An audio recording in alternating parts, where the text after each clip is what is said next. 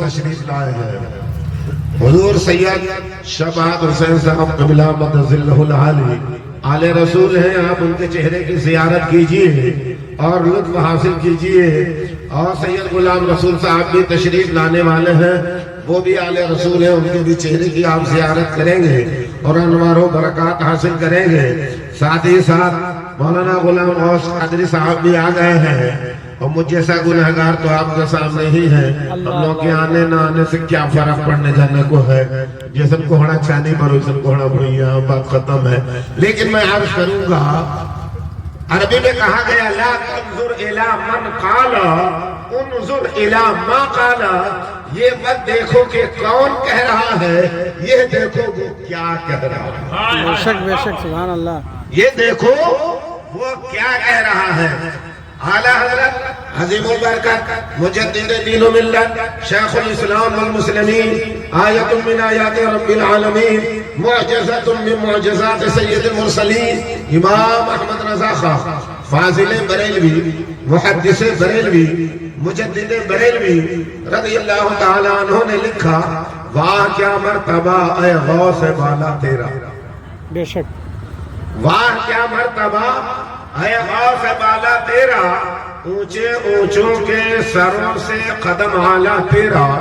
اور سر بھلا کیا کوئی جانے کہ ہے کیسا تیرا, اولیاء ملتے ہیں آنکھیں وہ ہے تلوار تیرا. کیا کبھی جس پہ حمایت کا ہو پنجا تیرا, شیر کو خطرے میں لاتا نہیں کتا تیرا. جو ولی قبل تھے یا بعد ہوئے یا ہوں گے, سب ادب رکھتے ہیں دل میں میرے آقا تیرا. اور شکر کے جوش میں جو ہے وہ تجھے کیا جانے, خضر کے ہوش سے پوچھے کوئی رتبہ تیرا. خضر کے ہوش سے پوچھے کوئی رتبہ تیرا. تو حسنی حسینی سیدی کیوں نہ محیدی ہو, اے خضر مجمع بحرین ہے چشمہ تیرا. اے خضر مجمع بحرین ہے چشمہ تیرا. سارے افتاب جہاں کرتے ہیں کعبے کا طواف, کعبہ کرتا ہے طواف درے والا تیرا. اور تجھ سے اور دہر کے افتاب سے نسبت کیسی, خود بخود کون ہے خادم تیرا چیلا تیرا. کیا بات ہے. بے شک. کتنی محبت ہے سرکار بغداد سے اعلیٰ حضرت کو. آپ دیکھیے لکھتے ہیں, تجھ سے در اور در سے سگ اور سگ سے ہے مجھ کو نسبت, میری گردن میں بھی ہے نور کا ڈورا تیرا. دعا کے لیے ہاتھ اٹھاتے ہیں, کہتے ہیں اس نشانی کے جو سگ ہیں نہیں مارے جاتے, حشر تک میرے گلے میں رہے پٹا تیرا. آمین. حشر تک میرے گلے میں رہے پٹا تیرا. اور وصف آقا میں رضا اور بھی ایک نظم رفیع, چل لکھا لائے ثنا خانوں میں چہرہ تیرا.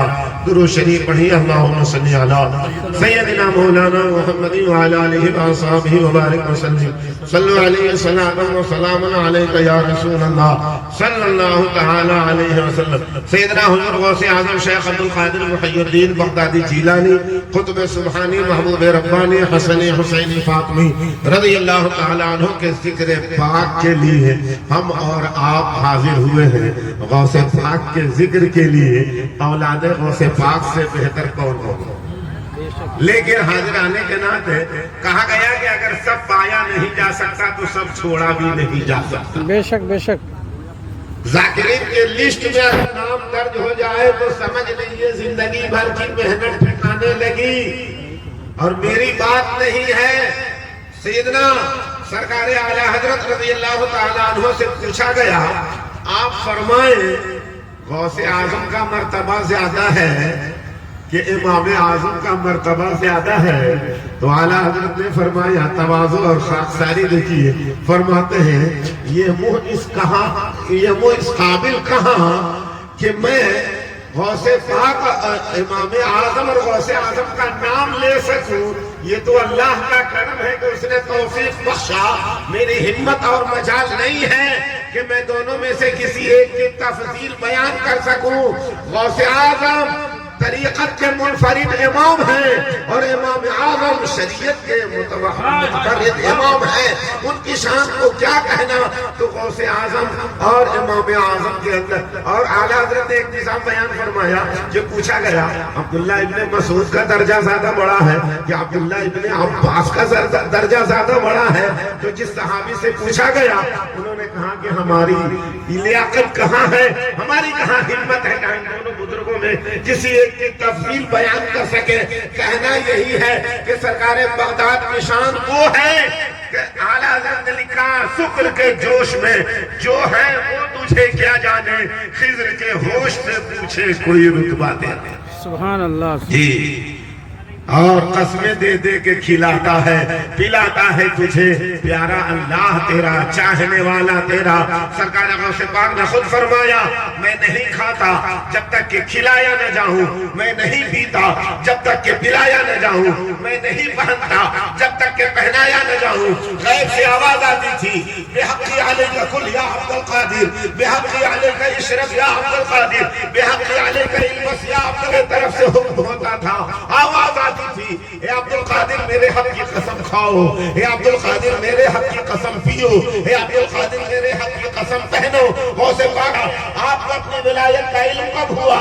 سرکار بغداد میں ارشاد فرمایا میں جب مکتب جاتا تھا، مدرسہ جاتا تھا تو میرے دائیں بائیں آگے پیچھے ملائکہ اور فرشتوں کی بھیڑ بھاڑ ہوتی تھی۔ وہ فرشتے کہتے تھے ہٹو اللہ کے ولی کے لیے راستہ خالی کرو، ہٹو اللہ کے ولی کے لیے جگہ دو۔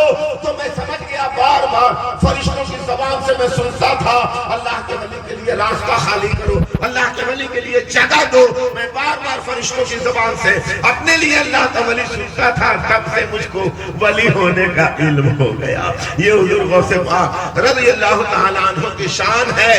آپ نے فرمایا فلک شموس ولی وشمسنا لا تقربو الی الاباد۔ وہ پہلے کیا اولیاء کرام تھے کہ مقام غوثیت پر فائز ہوئے اور پھر اس کے بعد ان کا ایک محدود زمانہ تھا اور منقرض ہو گیا، لیکن غوث پاک امام مہدی رضی اللہ تعالیٰ عنہ کے ظہور تک مسلسل مقام غوثیت کبریٰ پر آپ فائز۔ بے شک سبحان اللہ۔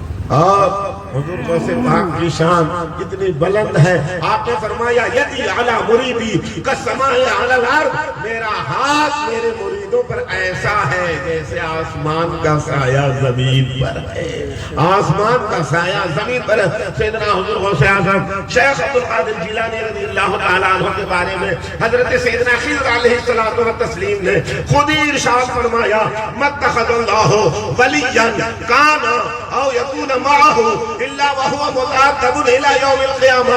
اللہ تعالیٰ نے جس کسی کو ولی بنایا، قیامت تک جس کسی کو ولی بنائے گا، وہ سب غوث پاک کا ادب اپنے سینے میں رکھتے ہیں۔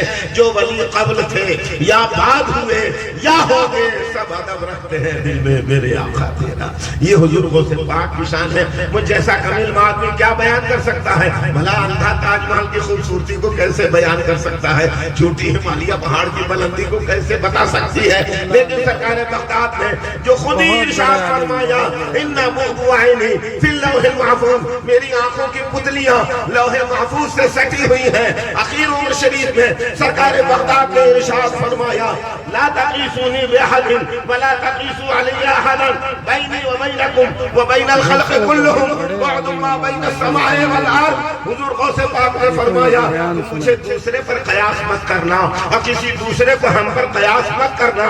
ہمارے تمہارے درمیان اور تمام مخلوق کے درمیان اتنی دوری ہے جتنی دوری زمین و آسمان کے درمیان ہے۔ اور آپ نے فرمایا انا حجت اللہ علیکم فی الارض، انا نائب رسول اللہ صلی اللہ علیہ وسلم ووارثہ فی الارض۔ غوث پاک نے فرمایا کہ میں اس زمین پر اللہ کی حجت اور دلیل اور برہان ہوں، اور میں اس زمین پر رسول اللہ صلی اللہ علیہ وسلم کا سچا نائب اور وارث اور ان کا جانشین ہوں۔ یہ میں نہیں کہتا، غوث پاک نے فرمایا۔ بے شک سبحان اللہ. اور ایک جگہ آپ نے ارشاد فرمایا تکذیبکم لی سم قاتل وسبب لذہاب دنیاکم و اخراکم، میرے کسی قول و فعل و ارشاد کو چھٹلانا تمہارے لیے زہر قاتل ہے اور تمہاری دنیا اور آخرت کی تباہی اور بربادی کا سبب ہے. اسی لیے اعلیٰ حضرت نے فرمایا علامہ قہر ہے اے غوث وہ تیکھا تیرا، مر کے بھی چین سے سوتا نہیں مارا تیرا، شاخ میں بیٹھ کے جڑ کاٹنے کی فکر میں ہے، دیکھ اڑ جائے نا ایمان کا طوطا تیرا، حق سے بدوا کے زمانے کا بھلا بنتا ہے. ارے میں خوب سمجھتا ہوں معمہ تیرا. سرکار بغداد کی شان بہت بلند ہے.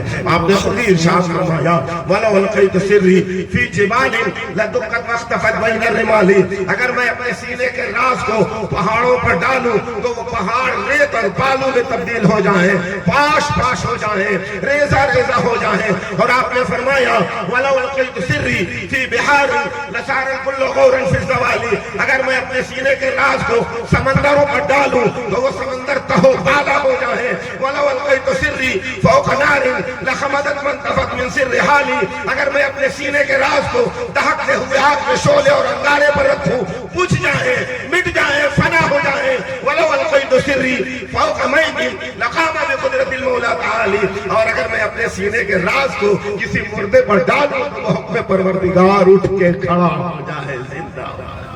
تو یہ چند باتیں میں نے آپ کی خدمت میں عرض کی. میری باتیں تو آپ سنتے ہی رہتے ہیں اور میں ہمیشہ صحیح جاتا رہتا ہوں. علماء کے نورانی بیانات کو آپ سنیں اور اپنے قلوب و اذہان کو منور و مرجع فرمائیں. وآخر دعوانا الحمدللہ رب العالمین. السلام علیکم. وعلیکم السلام.